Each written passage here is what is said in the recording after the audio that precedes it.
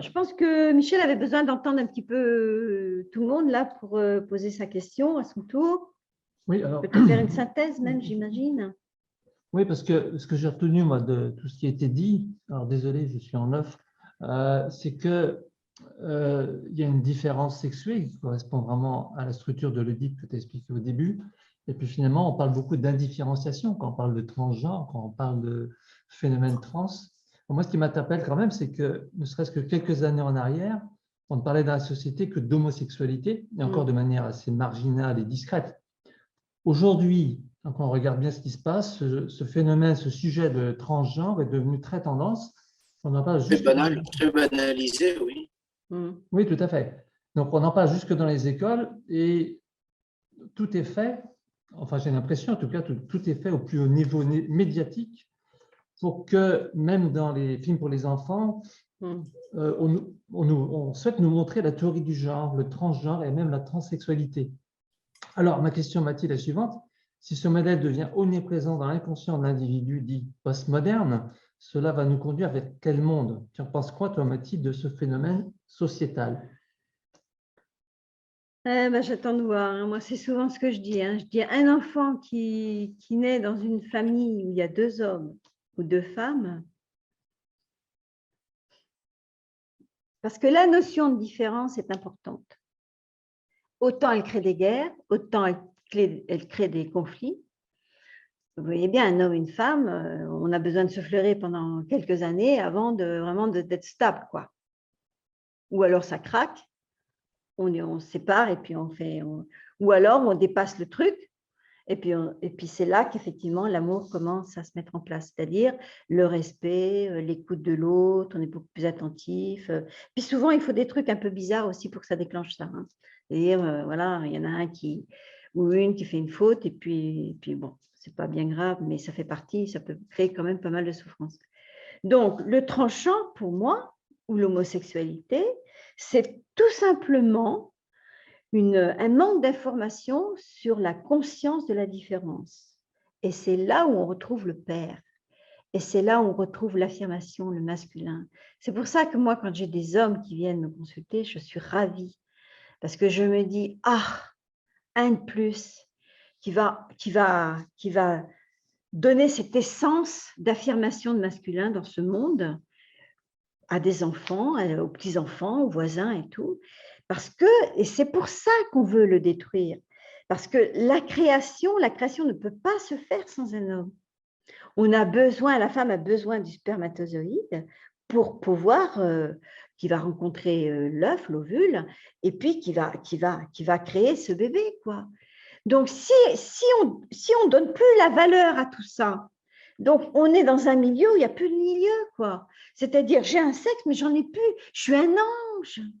Transgenre, je suis un ange. Homosexuel, je suis un ange. C'est-à-dire, j'ai un sexe, mais j'en ai plus, quoi. Mais on n'est pas des anges. On est des êtres humains. Il y a une âme dans ce corps. Et cet être humain, il a à vivre son expérience sur Terre.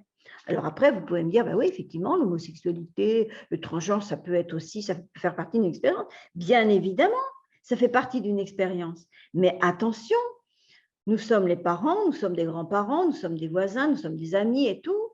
Mais est-ce qu'on pense à ce que vont devenir ces enfants?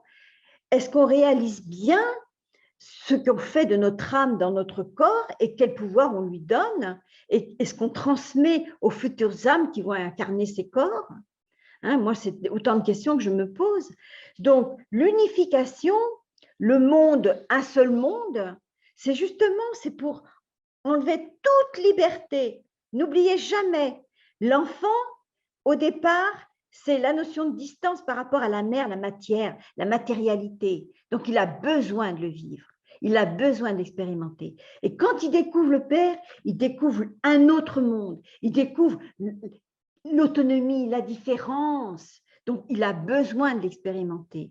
Donc, si on enlève ça à l'enfant, et si on lui fait croire que son sexe n'est plus un sexe, mais que c'est un machin comme ça, là, hein, qui n'a plus de sens, mais est-ce que vous imaginez la vie mentale, psychologique, programmée pour ces enfants?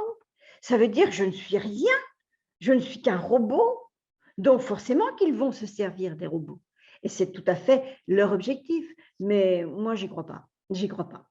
Mais quelque part, ça existe quand même maintenant, quoi.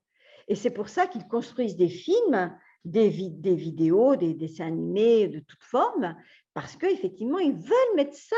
Regardez bien les films de Walt Disney, regardez bien toutes ces BD japonaises et tout ce qui s'ensuit là. Regardez bien les images subliminales, les dessins qu'ils font passer pour mettre dans la tête des enfants. Et après, il ne faut pas s'étonner si des gosses arrivés au lycée ou même avant, ils se posent des questions de savoir. Mais c'est naturel de se poser une question. Moi, je me la suis posée vers l'âge de 15 ans. J'étais très, très, très, très masculine, je m'habillais en homme. Mais je me suis posé la question de savoir si vraiment j'étais une femme, quoi. Donc, je m'étais déjà investie d'un masculin. Mais pourquoi je m'étais investie d'un masculin? Ce que je ne savais pas à l'époque, mais ça correspondait à une problématique entre la mère et le père. Mais ça, l'individu, il ne faut pas lui dire. Eh bien, si on va le dire, et dans cette vidéo, on est en train de le dire. Donc, je ne sais pas si j'ai répondu, Oliver, à ta question.